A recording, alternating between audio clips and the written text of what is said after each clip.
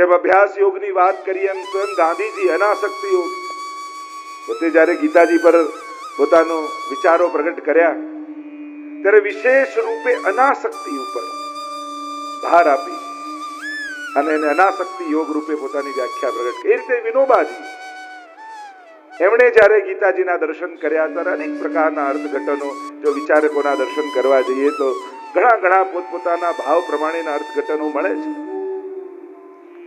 ગીતાજીનો સ્પર્શ પ્રાચીનથી લઈ આધુનિક વિચારકો સુધી બધાએ કર્યો છે. કૃષ્ણનું ગાયેલું આ એવું દિવ્ય ગીત છે. પ્રશ્નથી શરૂ થયેલી યાત્રા કૃષ્ણમાં જઈને વિરામ પામે, એનું નામ ભગવદ ગીતા છે. જો પ્રાર્થનાથી ભગવદ અવતાર થાય અને પ્રશ્નથી ગ્રંથનું અવતરણ થાય. જ્યારે જ્યારે પ્રાર્થના કરી છે ભક્તોએ, ત્યારે ભગવાને અવતાર લીધા છે. અને જ્યારે જ્યારે ભક્તોએ પ્રશ્નો કર્યા છે, ત્યારે એ જ ભગવાન ગ્રંથ બનીને અવતરિત થયા છે. દરેક ગ્રંથોના મૂળમાં કોઈ પ્રશ્ન છે. અન્ય ધર્મોમાં પ્રશ્ન પૂછવાની ના છે અને હિન્દુ ધર્મમાં શરૂઆત જ અથાતો બ્રહ્મ જિજ્ઞાસા, પ્રશ્નથી શરૂઆત થાય છે. કેમ, કઈ રીતે, શા માટે? શિષ્યસ્તેહં સાધિમાં ત્વાં પ્રપન્નમ. શિષ્ય બનીને પ્રશ્ન પૂછવાનો અધિકાર અર્જુને મેળવ્યો છે. કારણ કે ત્યાં ભગવદ ગીતામાં ભગવાન આગળ કહે તદવિદ્ધિ પ્રણિપાતેન પરિપ્રશ્નેન સેવયા ઉપદેક્ષન્તિ તે જ્ઞાનમ જ્ઞાનિનઃ તત્વદર્શિનઃ. તું રે ગુરુ પાસે જા ને ત્યાં પ્રશ્ન કર, એમ ભગવાન પોતે કહે છે. એટલે શિષ્ય બની પ્રશ્ન પૂછવાનો અધિકાર મેળવ્યો છે અર્જુને. કારણ કે અર્જુનને જ્યારે પોતાની વાત કરી ત્યારે એમ હતું કે ભગવાન હમણાં જ મારી જોડે સહમત થઈ જ જશે, પણ એને ખબર નહોતી કે સહમતિની જગ્યાએ ભગવાનની નારાજગી ક્યાંક મળશે. ક્લૈપ્યમ માસ્મગમપાર્થ. આ રીતે પ્રભુ કઠોર શબ્દોના પ્રયોગ કરશે. અને અર્જુન એટલે જ તો વારે ઘડીએ પ્રભુ આગળ કહે છે કે પ્રભુ આ મૂંઝવો નહીં, જ્ઞાન યોગની વાત કરો, પછી કર્મ યોગની વાત કરો. એક બાજુ કહો છો કર્મ ચડિયાતું, એક બાજુ કહો છો જ્ઞાન ચડિયાતું, અને કર્મ કરતા પાછું જ્ઞાન ચડિયાતું. અર્જુનને એની વાતની સહમતિ ભગવાનના મુખે મેળવવાની એ પ્રયાસ એ કરી રહ્યો છે. આ પ્રશ્નો અને શંકાઓ નહીં તો સીધું કહી દે કરીશ્ય વચનમ તવ. યાત્રા તો ત્યાં સુધીની છે. શિષ્યથી શરૂ થયેલી યાત્રા સેવકપણામાં જઈને વિરામ પામે. શિષ્ય પ્રશ્નોત્તરી કરી શકે છે, સેવકે તો આપની જેવી આજ્ઞા. એટલે શિષ્યમાંથી સેવક બનવું છે. આ આધ્યાત્મિક માર્ગનું ઉર્ધ્વીકરણ છે. સેવક બનવું એ નીચેનું સ્તર નથી, એ ઉપરનું સ્તર છે. એટલે પુષ્ટિ માર્ગમાં બ્રહ્મ સંબંધ લીધા પછી આપણે એમ નથી કીધું હું શિષ્ય થયો, આપણે શું હું સેવક બન્યો. આપણે ત્યાં સેવકપણું સિદ્ધ થાય છે, શિષ્યપણું નહીં. જ્ઞાન માર્ગમાં શિષ્યપણું હોય, ભક્તિ માર્ગમાં સેવકપણું હોય, દાસપણું હોય. દાસાનુદાસો ભવિતાસ્મિ ભૂય. હે કૃષ્ણ, હું તારો દાસ છું. એટલે ગીતાજીની યાત્રા તમે જુઓ અર્જુનની, ક્યાંથી ક્યાં સુધીની છે. શિષ્યસ્તેહં સાધિમાં ત્વાં પ્રપન્નથી લઈ શરૂ થયેલી યાત્રા નષ્ટો મોહ સ્મૃતિર્લબ્ધા તત્પ્રસાદાન મયાચ્યુત સ્થિતોસ્મિ ગત સંદેહ કરીશ્યે વચનમ તવ. હવે આપ જેમ કહેશો એમ કરીશ. શિષ્યથી શરૂ થયેલી યાત્રા સેવકપણામાં વિરામ પામે. અર્જુનના પૂછેલા પ્રશ્નો આપ પ્રભુ ચોખવટથી કો, ભગવાને તો ચોખ્ખું કહી દીધું છે. તસ્માદ ઉત્તિષ્ઠ કૌંતેય યુદ્ધાય કૃત નિશ્ચય. યુદ્ધ લડવાનું જ છે. પણ આ જાણી કરીને જેમ કોઈ બહેનો શાકભાજી લેવા જાય ને, એટલે શાકભાજી વાળા જોડે કેવી માથે ભાઈ તું ચોખ્ખું કહી દે કે શું ભાવ નક્કી કરીને કહી દે. પેલા તો નક્કી કીધું જ હોય કે 30 કિલો. પણ આપણે ભાવતાલ કરવો છે ને આપણા ભાવે ખરીદવું છે. ભાઈ તું એક વાત કર. પેલો તો કે મેં એક જ વાત કરી હતી, તમે ડબલ કરો છો.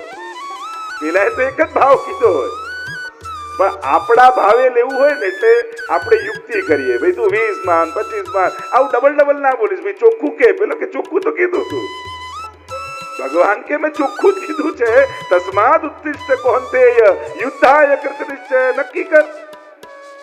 પણ અર્જુનનો ખેલ છે, અને અર્જુન બુદ્ધિમાન છે ને, અને બુદ્ધિમાન વ્યક્તિ પોતાની વાતની સહમતિ, ઘણીવાર લોકોને પ્રશ્ન ન હોય, લોકો પોતાની હામાં હા પાડે એવા ગુરુને શોધતા હોય. મારા આટલા પ્રશ્નો કોઈ સમાધાન કરતું નથી, તને સમાધાન જોઈતું જ નથી, તને તારી હામાં હા પાડે એવા વ્યક્તિને ગોતે. તારે સમાધાન નથી જોઈતું, તારે સહમતિ જોઈએ. અને એટલા માટે આપણે ગુરુને, જે ગુરુ પાસે જઈને સમાધાન ન મળે એમાં ગુરુનો વાંક નહીં કાઢો. આપણે શિષ્ય બનીને નહોતા ગયા એ વિચારો. ખામી આપણા શિષ્યત્વમાં હતી. હું શિષ્ય બનીને ન મળ્યો, હું કેવલ પ્રશ્ન લઈને મળ્યો. કારણ કે જવાબ એ ક્યારે સમાધાન આપતું જ નથી, શ્રદ્ધા સમાધાન આપે છે. દરેક જવાબમાં એક પ્રશ્ન છે. તમને કોઈ પણ ઉત્તર મળે, જો પ્રશ્ન જ કરવા હોય, અર્જુનને પ્રશ્ન જ કરવા છે, તો પછી જે ઉત્તર મળશે એમાં પ્રશ્ન શોધશે.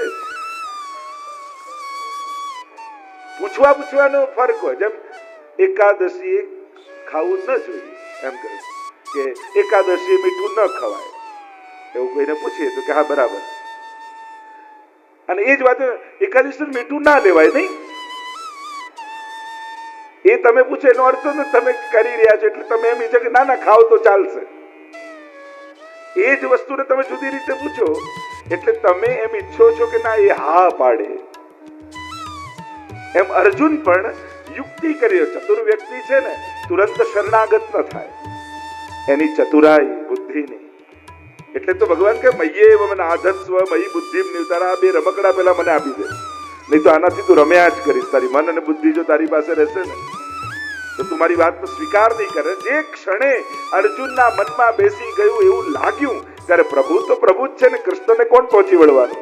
અર્જુન ગમે તેટલો ચતુર થાય પણ કૃષ્ણ તો જગતગુરુ, કૃષ્ણમ વંદે જગતગુરુ, કૃષ્ણ તો જગતગુરુ છે. એની આગળ કઈ અર્જુનની ચાલાકી થોડી ચાલવાની છે. અર્જુનની પ્રત્યેક ચાલાકીને ભગવાન ઓળખે છે. અર્જુનને ખબર નથી પડતી પણ ભગવાન જાણી જાય છે કે આ ક્યાંથી જાગી રહ્યું છે. શિષ્યથી લઈ સેવક સુધીની યાત્રા છે. ભગવાન અનેક ચર્ચા તો ઘણી બધી નીકળે છે. ભગવાન જે આગળ કહે છે ધર્મ સંસ્થાપનાર્થાય હું ધર્મની સંસ્થાપના માટે આવું છું. અને એ જ અર્જુનને આશ્ચર્ય શું થશે? સર્વ ધર્માન પરિત્યજ્ય મામ એકમ શરણમ વ્રજ. એક બાજુ એમ કે ધર્મની સ્થાપના માટે, એક બાજુ બધા ધર્મને છોડી દે. એટલે આપ આવ્યા છો ધર્મની સ્થાપના માટે, મને ધર્મ છોડવાનો છે, મારી શરણમાં આવો. કારણ કે આત્મધર્મથી મોટો બીજો કોઈ ધર્મ નથી, અને એની પાછળ દેહ ધર્મ છોડી શકાય. તો ઘણી બધી ચર્ચાઓ. ગીતાજીને તો જેટલા દ્રષ્ટિકોણથી તમે જુઓ એટલા ગીતાજીને માણી શકો છો. કર્મ માર્ગની દ્રષ્ટિએ તમે કર્મના સિદ્ધાંત રૂપે, જ્ઞાન માર્ગ રૂપે, ભક્તિ માર્ગ રૂપે, પણ છેલ્લે ભગવાન શરણાગતિની વાત કરી. શરણ આયે સોરી તારે, જે શરણાગત થાય છે. અને ત્યાં અર્જુનના છેલ્લા વચનો જે ભગવાન કરાવવા ઈચ્છે છે એ ત્યાં શરણાગતિમાં જઈને વિરામ પામે છે. ગીતાજી જો દવાની દુકાનમાં બધી દવા કામની જ હોય ને, બધી દવા સારી જ હોય, કોઈ ખરાબ ના હોય, પણ આપણે ગમે તે ન ખાઈ જવાય તો આપણા પ્રિસ્ક્રિપ્શનમાં ડોક્ટર લખી આપે એ જ ખવાય. એમ ગીતાજી ને સર્વશાસ્ત્રો બધી જ દવા કામની છે, પણ આપણે કઈ ખવાય જે મહાપ્રભુજી આપણને પ્રિસ્ક્રિપ્શનમાં લખીને આપી હોય. આપણા તો કલ્યાણનું એ જ છે. અહીંયા જે ચર્ચા આપણે કરી રહ્યા હતા ગઈકાલે, આપણે જ્યાં કથાને મૂકી હતી, અને ત્રીજા અધ્યાયમાં યદ્યદાચરતિ શ્રેષ્ઠ તત્તદ દેવેતરો જના સયત પ્રમાણમ કુરુતે લોકસ્તદનુ વર્તતે. એ શ્લોક ઉપર આપણે 21મા શ્લોક પર કથા વિરામ પામી હતી કે જે શ્રેષ્ઠીઓ જે આચરણ કરે છે, યદ્યદાચરતિ શ્રેષ્ઠ તત્તદ દેવેતરો જના સયત પ્રમાણમ, એ જ લોકો માટે પ્રમાણ છે.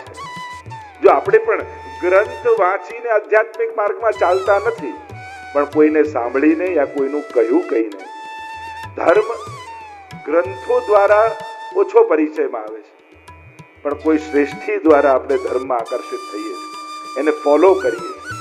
એક મોટો વર્ગ સમાજનો ફોલોઅર્સ. અધ્યયનશીલ ઓછો હોય છે, બધા ગ્રંથો ખોલીને વાંચી નથી શકતા.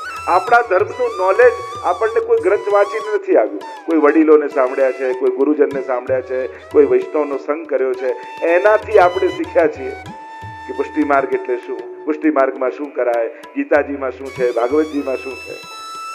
અને એટલા માટે બહુ જ મહત્વનું છે તમે કોને ફોલો કરો છો.